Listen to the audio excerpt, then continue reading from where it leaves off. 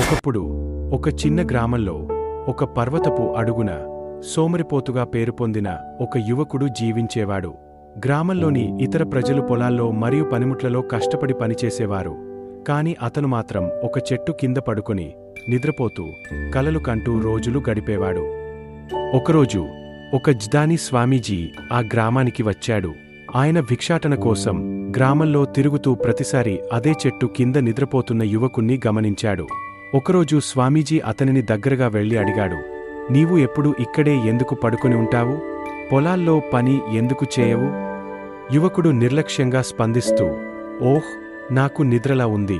పొలాల్లో పని చేయడం చాలా కష్టం. నేను చేయలేను అంటూ తిరిగా ఒరిగిపోయాడు. అతని ఆలస్యతను గమనించిన స్వామీజీ, నీకు ధనవంతుడు కావాలా అని అడిగాడు. ఈ మాట వినగానే యువకుడికి ఆసక్తి కలిగింది. అతను లేచి, అవును, నాకు ధనవంతుడు కావాలి. మీరు నన్ను ధనవంతుడిని చేయగలరా అని అడిగాడు. స్వామీజీ చిరునవ్వుతో పర్వతాన్ని చూపిస్తూ, ఆ పర్వతం వెనుక ఒక గుహ ఉంది. అందులో ఒక అమూల్యమైన వజ్రం ఉంది.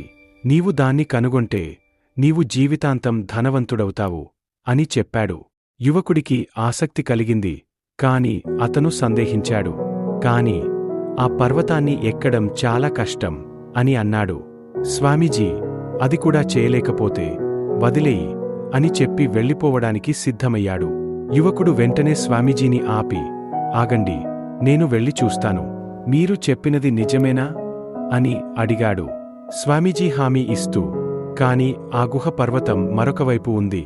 అక్కడికి చేరుకోవడం సులభం కాదు అని హెచ్చరించాడు. అయితే వజ్రం గురించి విన్న యువకుడు ఉత్సాహంతో ప్రయాణం ప్రారంభించాడు. పర్వతాన్ని ఎక్కడం మొదలుపెట్టాడు. చెరుపు ప్రయాణం చాలా కష్టంగా అనిపించింది. తడుముకుంటూ పోయాడు. కాని ఆహ్లాదకరమైన గాలి మరియు వజ్రం ఆశ అతనికి ముందుకు సాగడానికి ఉత్సాహాన్నిచ్చాయి. ఎట్టకేలకు అతను పర్వత శిఖరానికి చేరుకున్నాడు. అక్కడి అద్భుతమైన దృశ్యం చూసి ఆశ్చర్యపోయాడు. తనలో ఒక విజయ భావన కలిగింది. ఇప్పుడు దిగాల్సి ఉంది. దిగడం మరింత ప్రమాదకరంగా, క్లిష్టంగా అనిపించింది. ఎన్నోసార్లు కిందపడి గాయాలవుతూ అయినా వజ్రం ఆశతో ముందుకు సాగాడు. ఎట్టకేలకు గుహను చేరుకున్నాడు. కాని అక్కడ వజ్రం లేదు. అతను మళ్ళీ వెతికాడు. కాని ఫలితం ఒక్కటే, ఎక్కడా వజ్రం కనిపించలేదు. అతను నిరాశతో నిండిపోయాడు. స్వామీజీ నన్ను ఎందుకు మోసం చేశాడు అని ఆలోచించాడు. ఇప్పుడు తిరిగి వెళ్లాల్సి ఉంది. కాని తనలో ఆ తత్వం లేదు. కొద్దిసేపటికి అటువైపే ఉండిపోవాలని అనుకున్నాడు. కాని అక్కడ ఎప్పటివరకు జీవించగలడు? అంతేకాక వచ్చిన దారినే తిరిగి వెళ్లేందుకు ధైర్యాన్ని కూడగట్టుకున్నాడు. ఎన్నో కష్టాలను ఎదుర్కొంటూ తిరిగి గ్రామానికి చేరుకున్నాడు. స్వామీజీని దగ్గరగా వెళ్లి కోపంతో, మీరు నాకు అబద్ధం చెప్పారు. ఆ గుహలో వజ్రం లేదు అని అన్నాడు. స్వామీజీ చిరునవ్వుతో ప్రేమతో చూశాడు. కాని నీవు వజ్రాన్ని కనుగొన్నావు కదా అన్నాడు. యువకుడు ఆశ్చర్యపోయాడు. ఏమిటి? ఎక్కడ అని అడిగాడు. స్వామీజీ మృదువుగా నవ్వుతూ, నా ప్రియమైనవాడా, నీవు శ్రమ అనే వజ్రాన్ని పొందినావు. ముందుగా నీవు పొలాల్లో పనిచేయడానికి కూడా ఆసక్తి చూపలేవు. కాని ఇప్పుడు ఒక పర్వతాన్ని ఎక్కి తిరిగి వచ్చావు. ఇప్పుడు నీవు చురుకుగా మారినావు. ఇది నిజమైన వజ్రం. దీని ద్వారా నీవు జీవితంలో ఏదైనా సాధించగలవు అని చెప్పాడు. ఈ మాటలు విన్న యువకుడు లోతుగా ఆలోచించాడు. స్వామీజీ నిజమే అంటున్నారు అని గ్రహించాడు. తనలో నిత్యం గొప్ప ప్రతిభ ఉంది. కాని తన సొంత ఆలస్యతనే తనను వెనుకకు లాగింది. ఇప్పుడు అతను శ్రమ అనే వజ్రాన్ని కలిగి ఉన్నాడని తెలుసుకున్నాడు. దీనిద్వారా ఏ అడ్డంకినైనా అధిగమించగలడని స్పష్టమైంది. ఆ రోజునుంచి అతను పొలాల్లో కష్టపడి పనిచేయడం ప్రారంభించాడు. మన జీవితాలను పరిశీలిస్తే మనం కూడా చాలా సందర్భాల్లో ఆలస్యతకు లోనవుతాము. ఈ కథ అందంగా దీనికి కారణాన్ని వివరిస్తుంది. ఆలస్యతకు ప్రధాన కారణం ప్రేరణ లేకపోవడమే. జీవితంలో ఒక లక్ష్యం లేకపోతే మనం నిరుత్సాహంగా మారతాము. ఈ కథలో యువకుడు మొదట ఆలస్యంగా ఉండేవాడు. కానీ స్వామీజీ వజ్రం గురించి చెప్పినప్పుడు అతనిలో ఒక లక్ష్యం ఏర్పడింది.